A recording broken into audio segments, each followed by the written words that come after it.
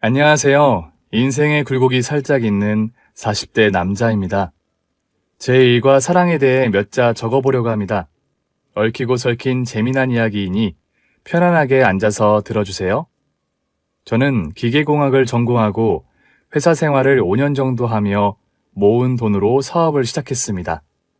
중소기업에 들어가는 특수 기계를 제작하는 일이었는데 기계 만드는 건 자신이 있어서 열심히만 하면 성공할 거라 판단했습니다. 수년 동안 매출이 잘 나오기도 했고 특허로 인정까지 받아서 명예도 올라갔죠.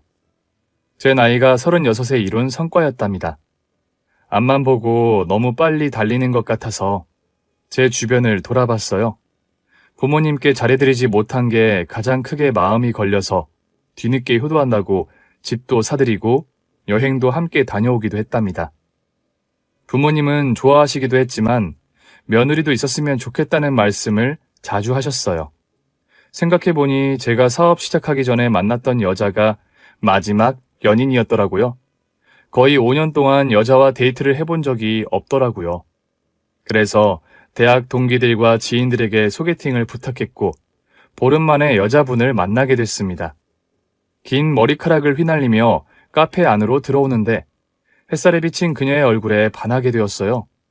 저는 이 여자가 내 아내가 될 사람이라는 걸 단번에 알아차렸습니다. 안녕하세요. 여신이 들어오는 줄 알았어요. 김승천이라고 합니다. 립서비스 좋으시네요. 오미자라고 해요. 아, 죄송합니다. 괜찮아요. 제 이름이 오미자인 게 죄죠.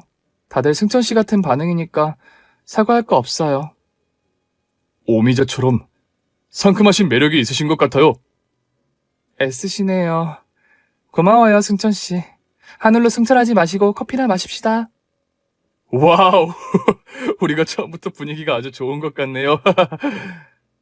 제가 그녀에게 첫눈에 반했고 그녀도 저에게 호감이 있는 것 같았습니다. 커피를 마시고 식사를 권했더니 좋다면서 바로 자리를 옮기게 되었어요. 이후 애프터 신청을 해서 그녀가 받아주었고 여러 번의 데이트를 하고 나서 서로가 잘 맞는 사이라는 걸 확신하게 되어 연애를 시작하게 되었네요. 저와 그녀는 1년 동안 열심히 사랑했고 저의 마지막 여자라는 걸 수천 번, 수만 번 느꼈습니다. 그래서 청혼을 했는데 아주 다행히도 그녀가 제 마음을 받아주었답니다. 저희 부모님께 미자 씨를 소개해 드렸더니 아주 참하고 예쁜 여자를 데려왔다며 마음에 들어 하셨습니다. 그리고 미자 씨의 가족한테 인사를 드리고 싶지만 안타깝게도 식구가 아무도 안 계셨어요. 부모님은 10수년 전에 돌아가셨고 어릴 적 언니가 실종되었다며 소개해줄 가족이 없다고 말해줬습니다. 내가 왜 가족 이야기를 안 한 줄 이제 알겠지? 미자 네가 많이 힘들었겠다. 부모님 두 분 다 암 투병으로 돌아가신 것도 큰 아픔일 텐데 어릴 적 언니를 잃어버렸다는 말은 충격이야. 내가 9살 때 언니가 18살이었어. 가족끼리 여행을 갔는데 여행지에서 감쪽같이 사라졌어. 부모님이 경찰에 신고해서 아무리 찾아보고 뒤져봐도 언니는 모습을 드러내지 않았어. 난 어려서 아무것도 못하고 언니를 기다리기만 했지.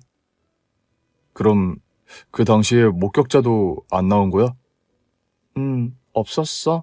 하늘로 솟았는지 땅으로 꺼졌는지 아무도 본 사람이 없어. 무슨 나쁜 일을 당한 건지 아니면 가족들과 인연을 끊으려고 도망친 건지 아무도 몰라.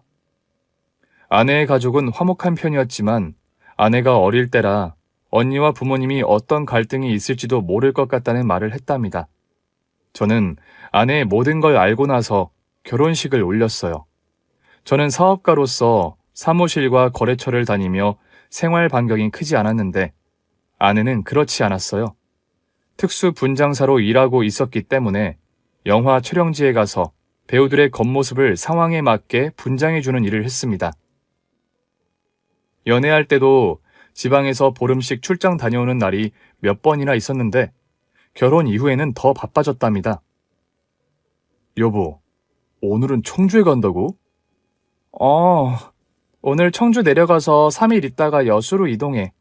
아마 8일 정도 걸릴 것 같아. 에휴, 유부남이 되면 뭘 하나. 마누라가 출장 다니느라 맨날 독수 공방인데. 당신 없이 그 긴 시간을 어떻게 버텨? 여보, 나도 따라갈까? 자기는 자기 일을 해야지.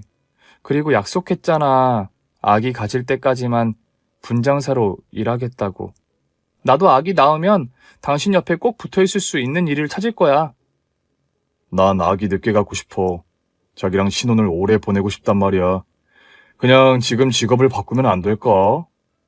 미안하지만 내가 이 직업을 너무 좋아해서 조금 더 해보고 싶어. 당신이 조금만 이해해주라. 대신 내가 출장 가기 전까지 엄청 행복하게 해줄게. 어떻게? 방으로 따라 들어와요, 서방님. 아, 이러면 내가 바로 따라 들어가야지. 그럼 오늘 밤 잠은 다 잔 거다. 아내는 영화 분장사로 많은 사람들에게 인정받고 있는 데다 일을 사랑해서 그냥 제가 이해해주기로 했습니다. 그런데 제 예상과 달리 아내의 임신은 엄청 빨리 됐어요. 청주와 여수 출장을 다녀오고 한 달 만에 아이가 들어섰답니다. 이에 아내는 특수분장 일을 그만뒀어요. 장거리를 오가는 것이 힘들기도 하고 태교에 전념해야 해서 전업주부로 지내기 시작했습니다. 아내가 매일 집안에 있으니 얼마나 좋던지 그동안 아내 얼굴을 못 본 만큼 닳고 닳도록 보고 또 보았습니다. 그만 좀 쳐다봐. 그러다 내 얼굴에 구멍 나겠어. 여보, 나는 아직도 당신이 내 아내라는 게 신기하다. 당신은 뭐랄까 신비스럽고 특별한 여자 같아서 나 같은 평범한 남자랑 결혼했다는 게 고마우면서도 신기해. 그게 바로 콩깍지라는 거야. 당신만 날 그렇게 봐주지. 다른 사람들은 그냥 동네 아줌마로 본다니까. 아무튼 그 콩깍지 마음에 드니까 절대 벗지 마라. 벗겨질 일이 있겠어? 여보, 우리 침대로 갈까? 뭐? 또? 우리 아침에 됐잖아. 아침은 아침이니까 하는 거고, 밤은 밤이니까 하는 거지. 얼른 가자. 어머, 이러지 마. 어머머. 에이, 모르겠다. 아내가 임신 중에도 저희 두 사람의 금슬은 여전히 좋았습니다. 이듬해 아들이 태어나자 행복은 배가 되어 인생 사는 맛이 무엇인지 제대로 느낄 수 있었죠. 4년의 세월이 흐르는 동안 아내와 아들은 늘 저에게 최고의 사랑이었고 무엇과도 바꿀 수 없는 소중한 존재였어요. 한 집의 가장이라면 모두 저와 같은 마음들이겠죠? 아무튼 매일매일이 특별하면서 즐거웠습니다. 그런데 아들이 4살이 되고 어린이집에 다니고 있을 무렵에 신경아세포종이라는 소아암이 발병했습니다. 중추신경에 종양이 생긴 건데 시력이 심하게 떨어지고 두통에 시달리는 증상이 심했어요. 어느 날 아들이 앞이 안 보인다며 울음을 터뜨려서 아내와 급히 대학병원에 데려가 검사를 받았는데 신경아세포종이라는 진단을 받게 된 거죠. 치료는 방사선과 항암 치료를 진행했어요. 어린 아들에게는 모든 게 힘들고 무거운 아픔이었어요. 처음엔 소리를 지르며 아프다고 했는데 나중에는 소리 없이 눈물만 흘리더군요. 어린 것이 얼마나 힘들까, 내가 대신 아프면 안 될까라는 마음이 매 순간 들었고 하늘의 신이든 우주의 기운이든 제 아들을 도와주길 간절하게 빌었습니다. 그런데 안 좋은 일은 몰아서 오는 것이 법칙이라도 되는 것인지 저의 사업이 망해버리고 말았어요. 코로나가 터지면서 거래처가 뚝 끊겨버리고 투자자들도 황급히 투자금을 회수해 가더라고요. 당장 돈이 없으면 문을 닫아야 하기 때문에 고집부리지 않고 회사를 닫았습니다. 아들의 병은 장기간 치료를 받아야 했고 경제활동은 무조건적으로 해야만 했습니다.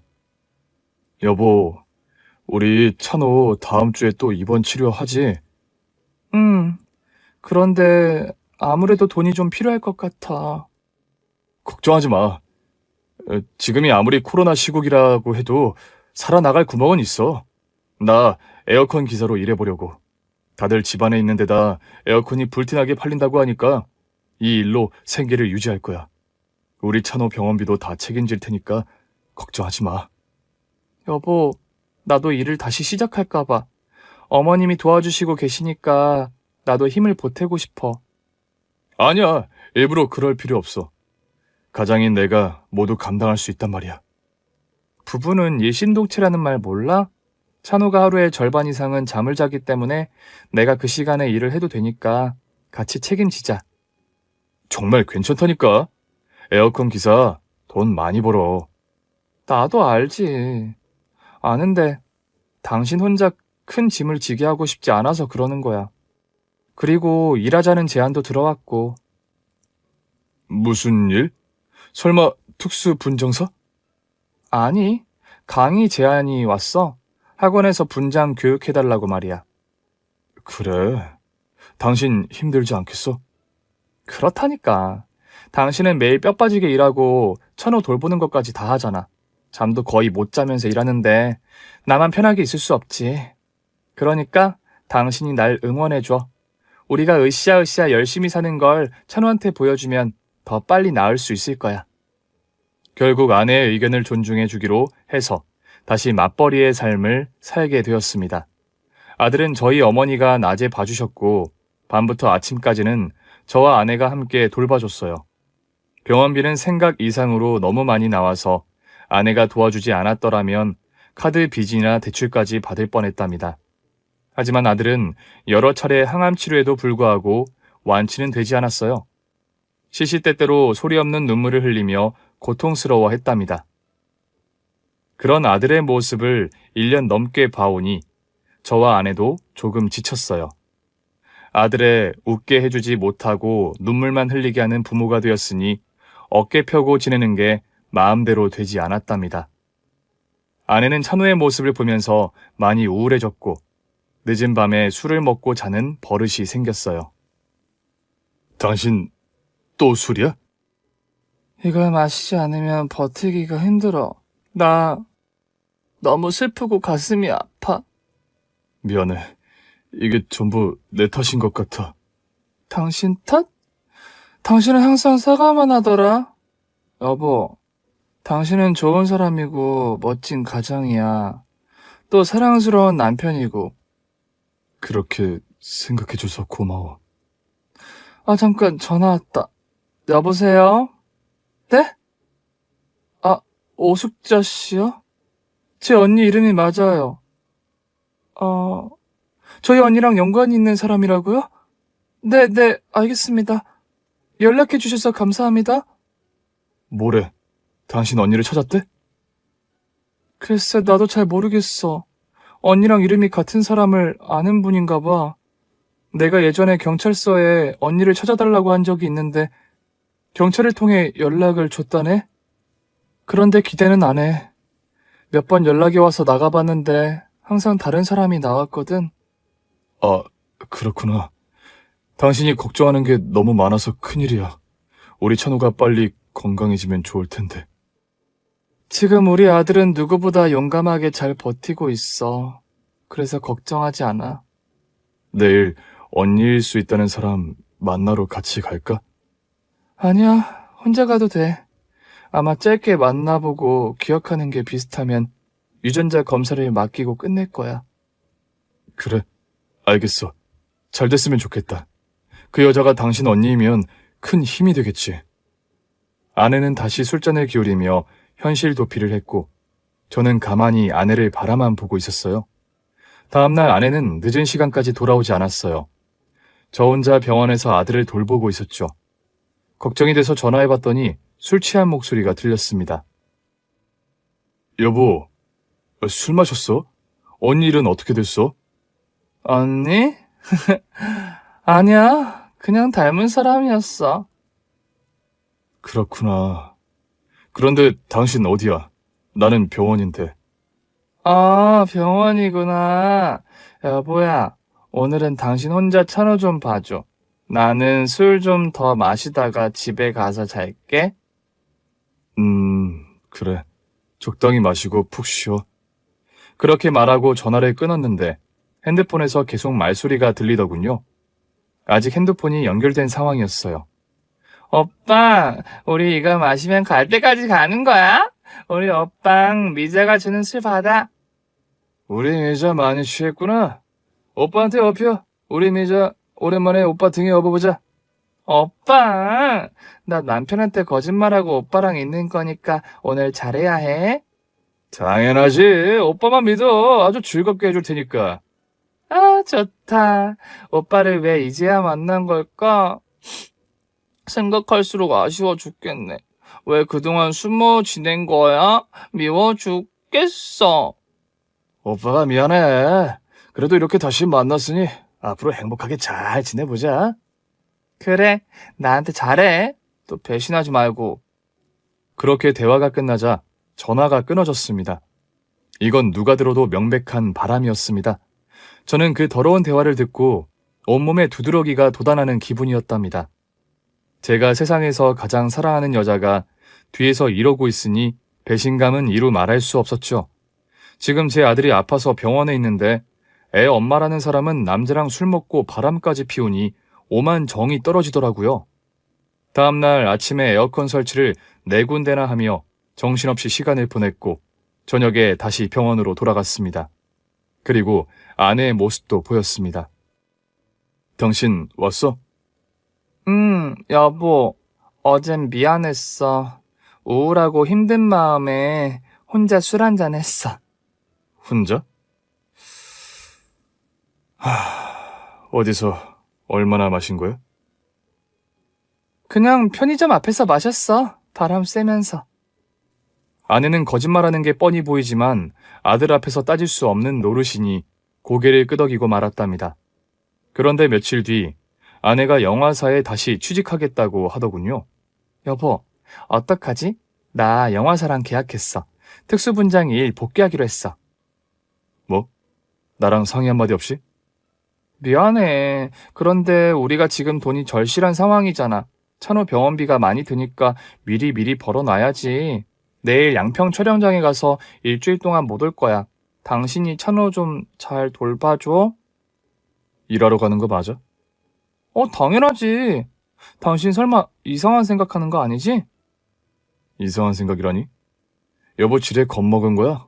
내가 무슨 의심이라도 할까봐? 아니, 당신 말투가 좀 그렇잖아. 그렇게 들렸어? 내가 실수했네. 잘 다녀와. 출장 가서 돈 많이 벌어와. 여보, 우리 지금 서로 신경이 날카로운 건 알겠지만 기본적인 선은 지키자. 내가 선을 뛰어넘었나? 당신이야말로 남편을 이상한 남자로 만들지 마. 당신 진짜 왜 이래? 꿍하게 있지 말고 말을 해봐. 아니야, 할 말 없어. 돈 많이 벌어와. 제가 퉁명스럽게 말하자 아내는 한숨을 내쉬며 짜증내고 병실을 나가더군요. 누가 화를 내야 하는 상황인지 아직 파악하지 못한 모양이더라고요. 아내와 상간남의 대화를 듣고 나서 마음이 떠나버려서 아내가 무슨 짓을 하러 양평에 가는지는 궁금하지도 않았습니다. 저는 에어컨 기사로 일주일에 하루도 쉬지 못하고 바삐 일했고 퇴근하면 병원에 가서 어머니와 교대했습니다. 아들은 자기 엄마를 찾긴 했지만 아주 잠깐이었어요. 아파서 잠을 자거나 눈을 감고 있었으니까요. 일주일 뒤에 아내가 뭘 하고 왔는지는 모르겠지만 병원으로 돌아왔고 그동안 안아주지 못한 아들을 하루 종일 안아주더라고요. 우리 찬호 엄마 없이 잘 지냈어? 아빠랑 재밌게 놀았어? 할머니랑도 재밌었어? 엄마, 어디 갔다 왔어? 찬호 두고 일주일 동안 어디서 뭐 했어? 엄마는 열심히 일하고 왔어. 지난주에 말했지? 엄마가 영화배우들 얼굴을 꾸며주는 사람이라고. 앞으로 계속 전국을 돌며 일을 열심히 할 거야. 우리 찬호 빨리 낳게 해주려면 엄마 아빠가 열심히 일해야 하거든. 나 때문에 엄마 아빠가 힘들어서 미안해. 찬호야, 그게 무슨 말이야. 찬호가 잘못한 건 하나도 없어. 아니야, 나 때문에 엄마 아빠가 사이도 안 좋잖아. 아빠는 엄마가 없는 동안 바닥에 한숨을 엄청나게 쉬었어. 아빠가? 아, 아빠도 힘이 들어서 그래. 새벽같이 일을 나가서 저녁에 퇴근하면 찬호 돌봐주러 병원에 오시잖아? 원래 힘이 들면 한숨이 많이 나오는 거야. 아내는 아주 뻔뻔하게 아들을 속이더군요. 말하는 게 얼마나 재수없고 역겹던지 마음 같아선 쌍욕을 퍼붓고 싶었습니다. 아들이 아내의 품에 안겨 잠이 들자 침대에 눕혀주더군요.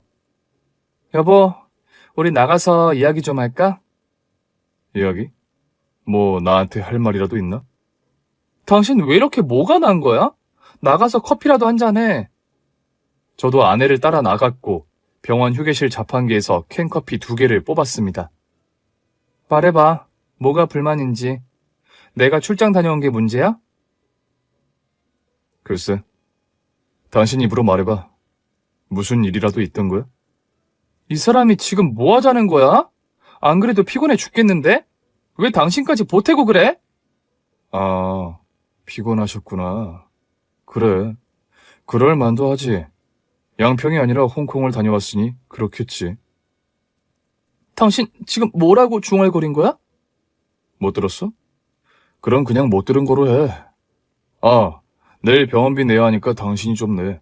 잘난 영화사에 들어갔으니 계약금을 통 크게 받았겠지? 그게...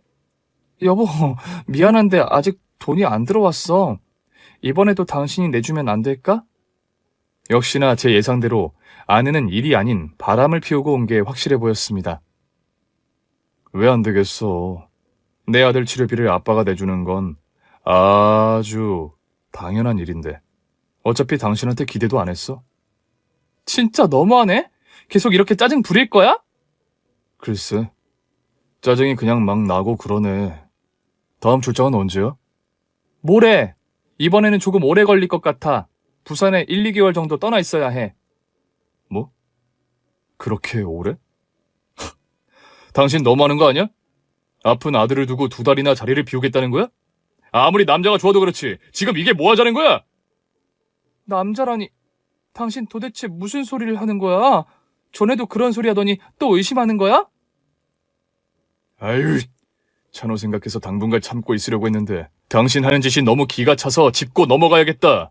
당신 바람난 거 다 알아. 혼자 술 처먹겠다고 한 날 남자랑 있었던 거 다 안다고. 남자?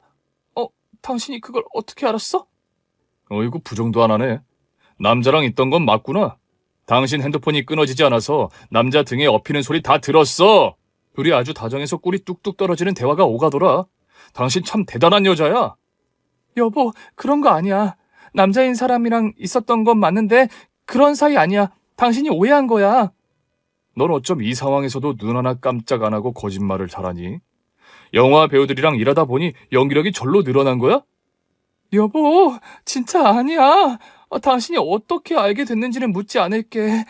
그런데 그때 만난 남자는 아무튼 그런 사이 아니야. 가족 같은 사이라고. 가족 같은 사이? 하긴 가족 같은 사이니까 같이 잠도 자고 그랬겠지? 양평에 일 간다는 건 거짓말이지? 그놈이랑 놀러 갔다 온 거 아니야? 지금 날 못 믿겠다는 거야? 알았어. 그럼 그 남자랑 통화시켜줄게. 나랑 아무런 사이가 아니라는 걸 증명할게. 됐어. 미리 짜뒀을 작전에 내가 속아 넘어갈까봐. 제가 흥분해서 눈이 시뻘개지자 아내가 눈동자를 이리저리 굴리며 변명을 생각하는 것 같았습니다. 이윽고 웃기지도 않은 소리를 짓거리더군요. 이렇게 된 거 다 말할게. 여보, 사실은 말이야. 그 남자는 내 형부야. 형부라고. 뭐? 형부? 이젠 하다하다 없던 형부도 만들어내냐? 네 언니는 수십 년 전에 실종됐잖아. 그래, 실종된 거 맞아. 그런데 찾았어. 얼마 전에 내가 언니랑 연관된 사람한테 연락받은 거 알지? 그때 사실은 언니를 만났어. 언니를 찾았다고. 그런데 당신한테 알리면 안 될 것 같아 숨긴 거야. 언니한테 좀 안 좋은 일이 있거든. 그러니까 수십 년 동안 실종됐던 언니를 찾았는데 사정이 있어서 말하지 않은 거라고? 영화사에 취직한 것도 거짓말이고 언니를 보러 다녀왔다고. 과연 이걸 믿을 사람이 있을까? 여기 지나가는 사람 아무나 붙잡고 물어볼까? 당신이 바람을 피우는 건지 수십 년 만에 친언니를 찾은 건지 말이야. 여보, 당신은 지금 신경이 너무 날카로워. 내가 미리 말하지 못한 건 미안하지만 날 바람난 여자로 확신하고 있는 건 기분 나빠. 아이고 그래, 기분 나쁠 것도 많다. 뻔뻔하게 거짓말하는 거 더 듣고 싶지 않아. 찬호가 완치 판정 받을 때까지는 당신이나 나나 아무 일 없듯이 지내자. 이혼은 나중에 하자고. 당신 증거라도 있어? 왜 내 말을 못 믿는 건데? 내 귀가 증거야! 네가 남자랑 둘이서 은밀한 대화 나누는 걸 다 들었다고! 전화가 끊어지지 않아서 다 들었단 말이야. 억울해. 그건 오해야. 진짜 내 형부라니까? 못 믿겠으면 나랑 같이 언니네 집에 가서 확인해 보면 되잖아. 내가 그렇게 한가한 사람으로 보여? 미자야, 그냥 입 다물고 하고 싶은 대로 하고 살아. 출장을 가든 홍콩을 가든 마음대로 하라고. 난 이제 당신한테 오만 정이 떨어져서 얼굴도 보기 싫으니까. 여보 진짜 1억이야? 내 말을 안 믿을 거냐고. 안 믿어. 네가 뭐라 짓거리든 하나도 귀에 들어오지 않아. 이 추잡스러운 걸레년아. 당신 지금 말 다 했어? 걸레라고? 오늘은 나 집에 가서 잠 좀 자야겠으니까 당신이 찬호 옆에 있어. 그리고 우리 엄마 앞에서 내색하지 마. 찬호에게 스트레스 받는 사소한 말도 하지 말고. 아내가 다시 입을 열려고 하자 저는 급히 병원을 나와버렸습니다. 더러운 아내와 말을 섞고 싶지 않더라고요. 그렇게 아내에게 모든 걸 알고 있다는 말을 한 뒤 저희 부부는 얼굴을 봐도 모른 척하면서 지냈어요. 제가 아내의 눈을 쳐다도 보지 않자 아내도 포기했는지 더는 저에게 신경 쓰지 않고 아들 찬호에게만 최선을 다했어요. 저희는 이렇게 멀어졌고 다시는 회복하기 어려울 것 같았습니다. 바람난 아내와 다시 잘 지내는 것이 더 이상한 일이니 제 마음을 이해해 주시리라 믿어요. 찬호가 항암 치료를 여러 차례 받고 어느 정도 텀을 두고 받아야 할 시기에는 집에서 지냈는데 아내와 저는 각 방을 썼어요. 찬호가 아내와 한 방을 썼고 제가 작은 방을 사용했죠. 집에서 아내와 같이 지내는 것이 불편하고 껄끄러웠는데 이 여자가 제 화를 돋우려고 집에서 상간남과 전화통화를 하더라고요. 새벽 1시쯤 자다가 갈증이 나서 일어났더니 거실에서 웅얼거리는 소리가 들렸습니다. 오빠, 나 다음 주에 갈게. 이제 마음의 정리를 한 것 같아. 다시는 안 보려고 했는데 아무래도 안 되겠어. 너무 보고 싶고 그리워서 견디기가 어려워. 나는 이 연병할 소리를 듣고 부하가 치밀었고 머리가 뜨겁게 달아올라 굵은 땀방울이 우수수 떨어졌답니다. 이렇게 같이 살면 안 되겠다 싶어 이혼을 서둘러야겠다는 결론을 내렸어요. 그래서 거실로 걸어 나가서 아내에게 끝내자고 말하려고 하는데 안방에서 아들 녀석이 먼저 나오더군요. 엄마, 여기서 뭐해? 찬우 무서워서 깼잖아. 아이고, 미안해라. 우리 찬호 깼구나. 미안, 엄마가 중요하게 전화할 일이 있어서 자다가 엄마가 없어서 무서웠구나. 무서웠어. 그런데 중요한 전화, 그게 뭔데? 나한테도 알려줘.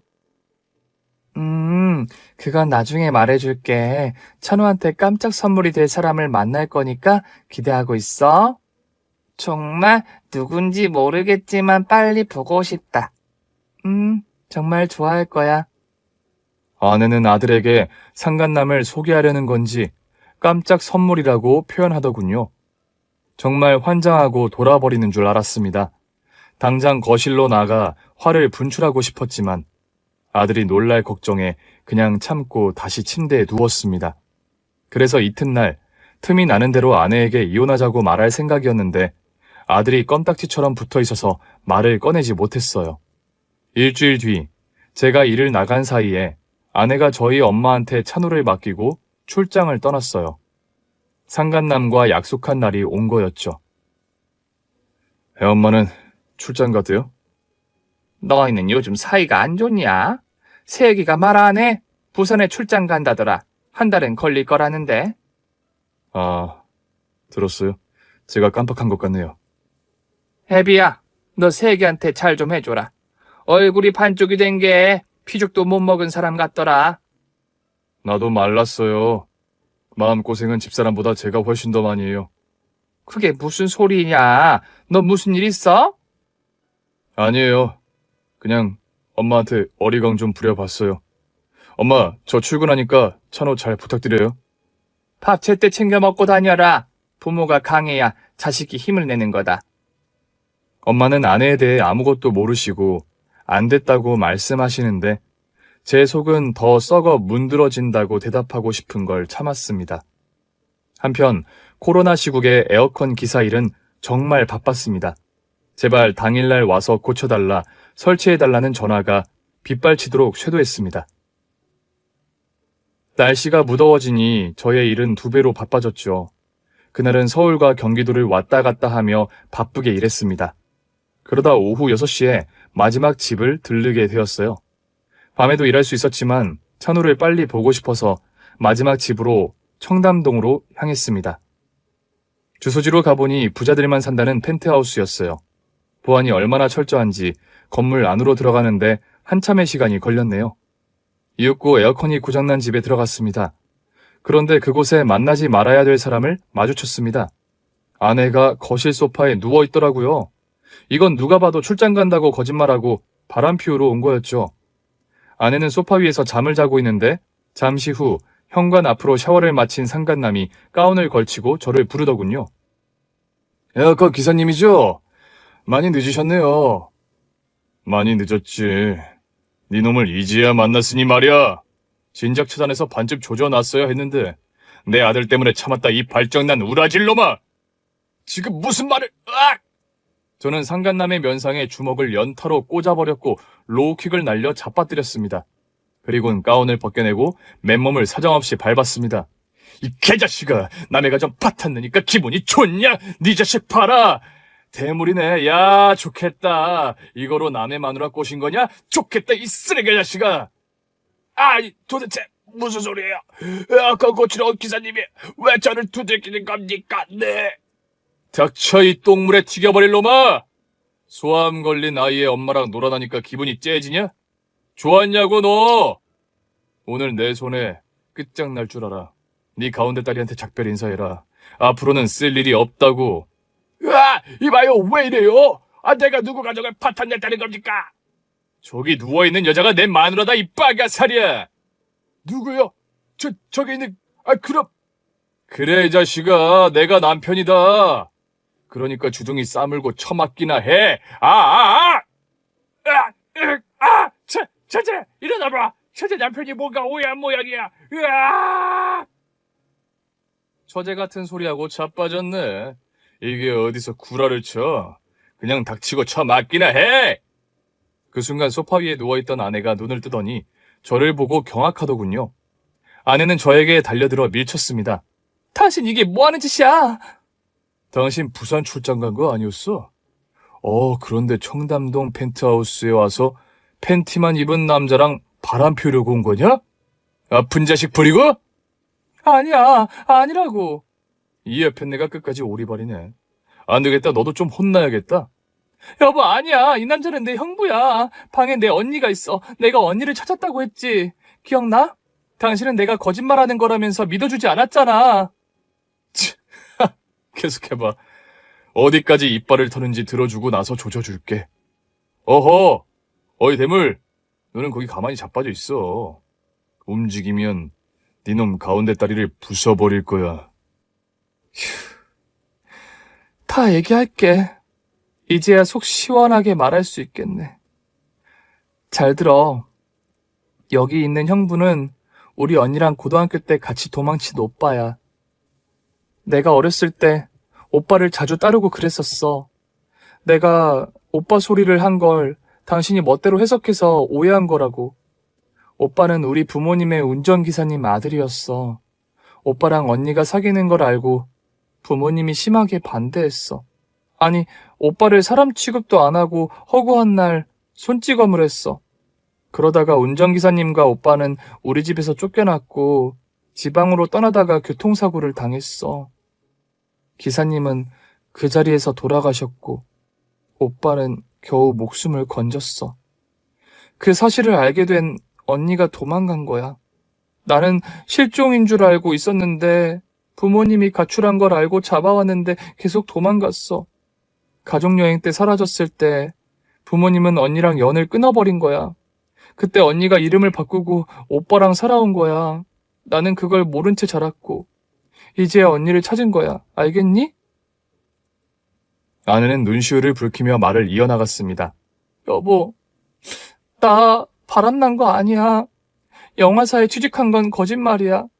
언니가 아파서 곁에 있어 주려고 출장 다닌다고 거짓말했어. 당연히 이번 한 달 동안 출장 간다는 말도 거짓말이고 언니가 말기 암이라서 마지막을 함께 하려고 거짓말한 거야. 이윽고 방문이 열리며 삐쩍 마르고 머리카락이 하나도 없는 여자가 나오더군요. 아내와 눈매가 많이 닮아있는 여자였죠. 제부라고 불러도 되지요? 미안해요. 나 하나 때문에 오해가 깊어진 모양이에요. 제 동생이 바람난 거라고 생각하셨나 봐요. 진짜 당신이 제 아내의 언니입니까? 네, 맞아요. 부모님과 의절하고 동생과도 연락을 끊고 살았어요. 그런데 제가 죽을 때가 가까워지면서 동생이 그리웠어요. 그래서 제가 먼저 찾았습니다. 그럼 거실에서 당신이 통화했을 때 그립고 보고 싶다는 말이 상간남이 아니라 언니를 향한 말이었어? 그럼 처음부터 진실을 말했어야지. 왜 영화사에 취직했다면서 출장 핑계를 대며 언니를 만난 거야? 당신한테 신경 쓰이게 하고 싶지 않았어. 우리 아들 때문에 마음고생, 몸고생에 만신창이가 된 당신한테 내 가정사까지 알려줘서 복잡하게 해주고 싶지 않았어. 그런데 당신이 날 의심하더라? 그때 일을 바로잡으려고 했는데 당신이 내 말을 들어주려 하지도 않았고 믿어주지도 않았잖아. 그리고 당신이 나를 걸레 취급할 때 화가 나서 더는 해명하지 않고 포기한 거야. 우리 둘 다 찬호 때문에 힘들어하고 지쳐 있어서 나중에 우리가 정신적으로 건강해지고 근심이 덜어지면 그때 솔직하게 말하면 되겠다고 판단했어. 그런데 모두 내 착각이었지. 당신한테 막말까지 들었으니 말이야. 아내의 해명에 저는 가슴이 찌릿했습니다. 제 자신이 부끄러워서 쥐구멍이라도 들어가고 싶더라고요. 그래서 여기까지 온 거구나. 이게 다 무슨 일인지 모르겠네. 당신이랑 내가 어쩌다 이렇게까지 됐을까? 나란 놈은 어떻게 당신을 의심할 수 있지? 믿어보려고 시도조차 하지 않은 것 같아. 그야, 우리 둘 다 정신적으로 힘드니까 그런 거지. 아픈 자식을 둔 부모는 다들 싸우고 욕하고 미워하기도 해. 그게 사람이니까. 저는 진실을 알게 되자 입이 쉽게 열리지 않았습니다. 처형과 저희 손윗동서 되는 형님은 저희 아들이 아픈지 모르고 있었습니다. 세상을 떠날 준비하는 처형에게 괜히 자식 아픈 이야기를 꺼내면 못 오게 할까봐 거짓말을 했답니다. 아, 미치겠네. 내가 대놓고 나쁜 놈이 되고 말았어. 형님, 죄송합니다. 괜찮습니다. 이야기를 들어보니 충분히 이해가 되네요. 아무튼 오해는 끝난 거죠. 저 상간남 아니니까 그만 때리세요. 많이 아프셨죠? 다시 한번 사과드릴게요. 죄송합니다, 형님. 형님은 사과를 받아주었고 그동안 처형과 어떻게 살아왔는지 이야기를 들려주었습니다. 돌아가신 처 부모님께 보란듯이 성공하려고 안 해본 일이 없다고 하더라고요. 사업과 주식으로 크게 성공해서 지금의 펜트하우스에 자리를 잡았다고 했답니다. 이렇게 저는 모든 오해를 풀게 되었고 아내와 소파에 앉아 대화를 나눴습니다. 여보, 미안해. 당신이 나 신경 쓸까봐 처음에 비밀로 한 거 충분히 이해가 돼. 그리고 내가 바람난 걸레라고 막말하고 확신했던 거 모두 미안해. 나도 잘한 건 없지. 처음부터 진실을 말했으면 이런 일이 없겠지. 그런데 당신이 날 의심한다고 하니까 배신감에 화가 나서 해명을 포기했어. 나도 이기적이었어. 미안해.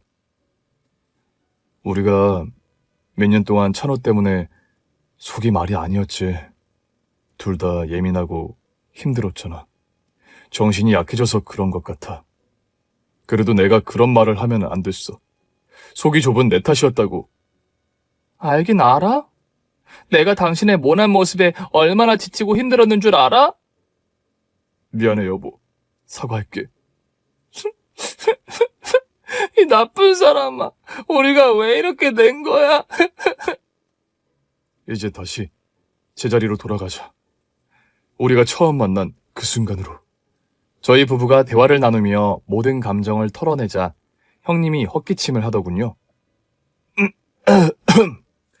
두 사람 호응은 조금 있다 하면 안 될까? 보다시피 지금 우리 집 에어컨이 고장이라 더워 죽겠어. 동서, 부탁 좀 할게. 에어컨 좀 고쳐줘. 아, 네네 형님. 제가 잊고 있었네요. 빨리 고쳐드릴게요. 저는 장비를 꺼내 에어컨을 수리해 주었고 형님과 아내에게 처형의 위독한 상태를 전해들었습니다. 이제 가망이 없어. 언니가 이제 갈 때가 됐는지 환각을 보고 있어. 허공에 대고 아빠 엄마랑 대화를 나누거든. 형부가 그걸 보고 나한테 전한 거야. 언니가 이제 곧 떠날 것 같다고 말이야. 그래서 한 달 출장 간다고 거짓말하고 나온 거고. 그랬구나. 그거 참 안타깝고 유감이네. 우리 부부한테는 왜 이렇게 많은 시련이 찾아온 걸까? 제가 한탄하자 형님이 다시 말문을 열었습니다. 동서, 시련을 희망으로 바꿔보지 않을래? 희망이요? 무슨 말씀이죠? 뭐긴, 희망이 말 그대로 희망이지.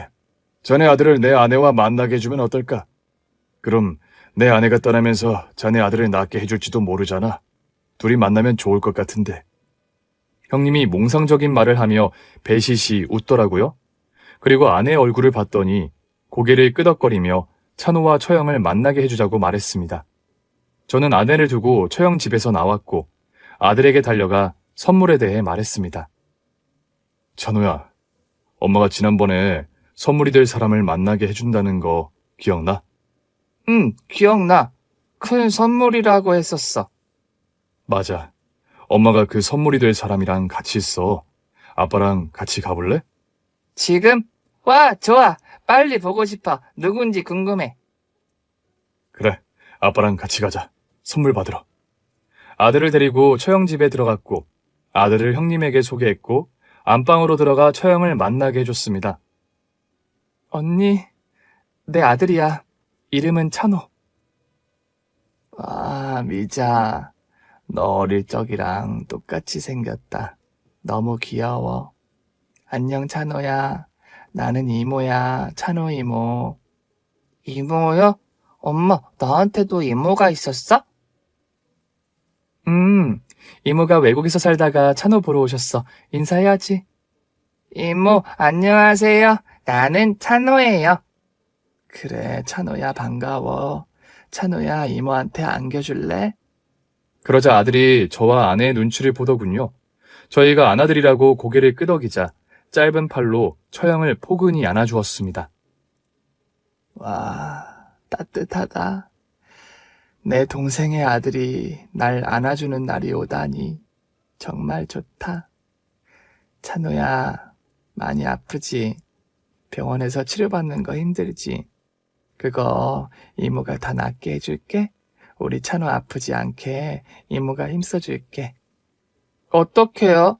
의사 선생님이 아직 병이 나으려면 멀었다고 하는데 이모가 무슨 수로 고칠 수 있어요? 이모가 하나님을 만나러 갈 거거든? 하나님한테 우리 찬호 낫게 해주세요 하고 부탁드릴 거야. 그럼 우리 찬호는 다시 건강해져서 놀이터에서 뛰어놀 수도 있고 엄마 아빠랑 놀이공원도 갈 수 있을 거야. 정말요? 빨리 낫고 싶어요, 이모. 하나님 만나러 갈 때 나도 데려가줘요. 나도 부탁할래요. 이모도 빨리 낫게 해주라고 부탁드릴래요. 이모가 아픈 건 어떻게 알았어? 그냥 이모가 아파 보여서요. 머리카락도 없고 볼에 살이 하나도 없어요. 그러니까 나도 하나님한테 부탁해서 이모를 낳게 해줄게요. 이 착한 꼬맹이, 이리 와. 이모 좀 더 꽉 끌어안아줘. 이모 울지 말아요. 나랑 같이 하나님 만나러 가서 부탁드리면 되잖아요. 그래, 찬호 말이 맞아. 그런데 이모가 먼저 가서 하나님을 만나볼게. 그리고 나중에 찬호가 하나님 만나러 오면 돼. 알겠지? 같이 가는 게 안 되면 그렇게 하죠. 알았어요, 이모.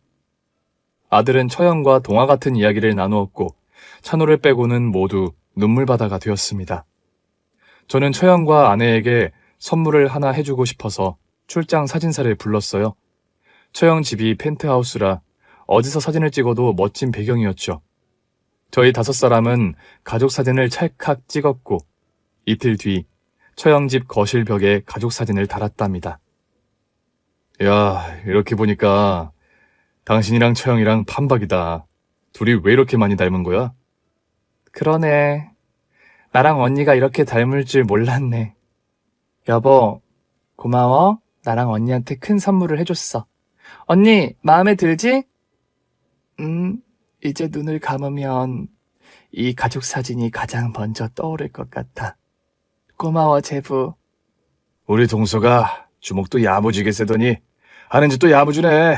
이 선물 덕분에 온 식구가 신났네. 고마워, 동서. 난 가족 사진은 생각도 못했어. 네, 다들 좋아하시니 저도 무척 좋습니다. 처형, 이 사진 매일매일 보시면서 힘내세요. 그래, 힘낼게. 고마워, 제부.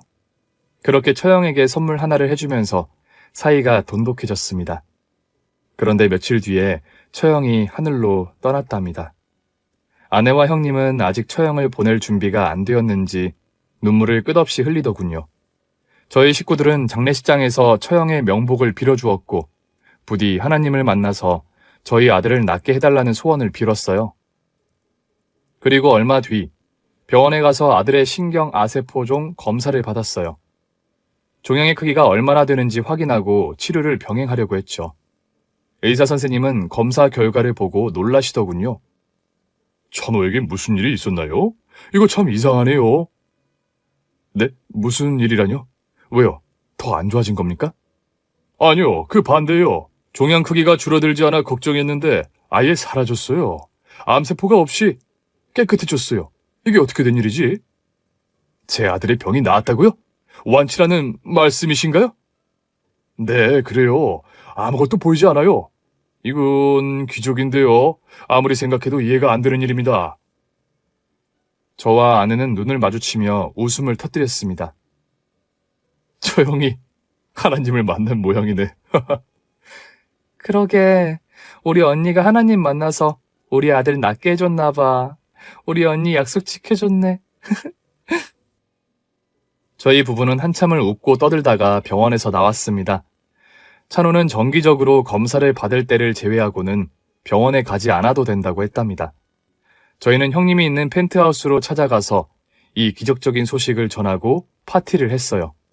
거실에 달려있는 가족사진 안에 처형에게 건배를 제안하기도 하며 축배를 들었죠.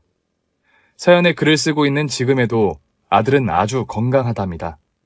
초등학교에 입학해서 친구들과 공부도 할 수 있고 운동장을 뛰어다닐 수도 있습니다. 저는 에어컨 기사로 여전히 일하고 있고 아내는 출장이 없는 특수분장 학원에서 강사로 일하고 있답니다. 저희 세 식구에게 다시 평온하고 행복한 날이 이렇게 빨리 올 줄 몰랐는데 정말 다행이고 기쁘네요. 처형이 하늘에서 힘써 주셨으니 저희는 이승에서 최선을 다해 사랑하고 보듬어주며 잘 살아갈 것입니다. 혹시 가정의 아픈 식구 때문에 갈등을 빚고 소원해진 분들이 계시다면 못난 저의 행동을 생각하시고 옆에 계신 분에게 밝은 미소와 많은 대화를 나누시길 부탁드려요. 지금까지 저의 이야기에 귀를 기울여주신 모든 분들의 가정에 사랑과 행복이 가득하시길 바랍니다. 감사합니다. 오늘 준비한 사연은 여기까지입니다. 재미있게 들으셨다면 구독과 좋아요, 알림 설정까지 눌러주세요. 그럼 저는 다음 사연으로 찾아뵐게요. 오늘도 건강하고 행복하세요.